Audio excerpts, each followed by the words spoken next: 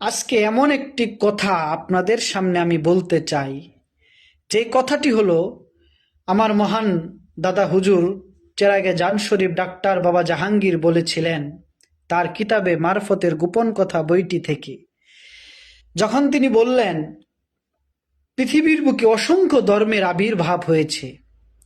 ইসলাম ধর্ম, খ্রিস্টান ধর্ম, বৌদ্ধ ধর্ম, জৈন ধর্ম, হিন্দু ধর্ম বা সনাতন ধর্ম যাহা বলেন, এরকম শত শত ধর্মের আবির্ভাব হয়েছে এই বিশ্বমণ্ডলীতে।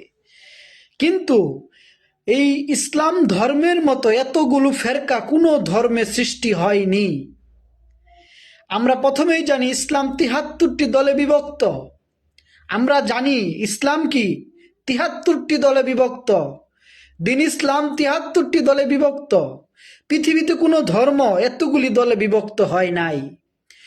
যেই দলগুলি ৭৩টি দলে বিভক্ত হলো, এই ৭৩টি দল কখনোই হুজুর আকরাম সাল্লাল্লাহু আলাইহি সাল্লাম যখন ধরাধামে ছিলেন, তিনি যখন মক্কায় অবস্থান করতেন, তিনি যখন মদিনায় অবস্থান করেছিলেন, তখন ৭৩টি ফেরকার মধ্যে একটার বেশি ফেরকা ছিল না।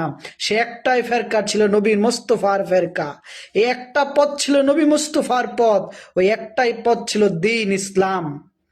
কিন্তু আজকে যে বিষয়টা আপনাদের কাছে আমি প্রশ্ন করে যাই, সেই প্রশ্নটা হইল, আল্লাহ রসুল যতদিন ছিল এই জগতে, ৬৩ বছর রসুল যখন জীবনযাপন করলেন, কোনো দলাদলি নাই, কোনো হিংসা নাই, কোনো মতভেদ নাই, কোনো হাঙ্গামা নাই, কোনো ধরনের দলাদলি মতভেদের প্রশ্নই উঠে নাই।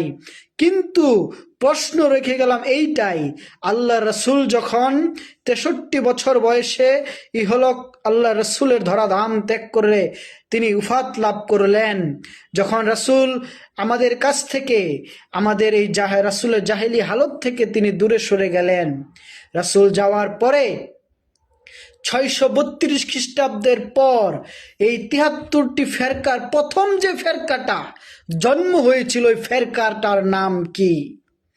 আমি আপনাদের কাছে জানতে চাই, আমি জগতের কাছে জানতে চাই, রাসূল যাওয়ার পরে সর্বপ্রথম ইসলামে কোন ফেরকার আগমন ঘটে? রাসূল আকরাম সাল্লাল্লাহু আলাইহি সাল্লাম জগৎ থেকে বিদায় নেওয়ার পরে ৭৩টি ফেরকার মধ্যে প্রথম কোন ফেরকা ইসলাম থেকে আলাদা হয়ে যায়, ইসলাম থেকে সৃষ্টি হয় কোন ফেরকা? যেই ফেরকা আমরা কোনো দিন জানতে চেয়েছি কিনা?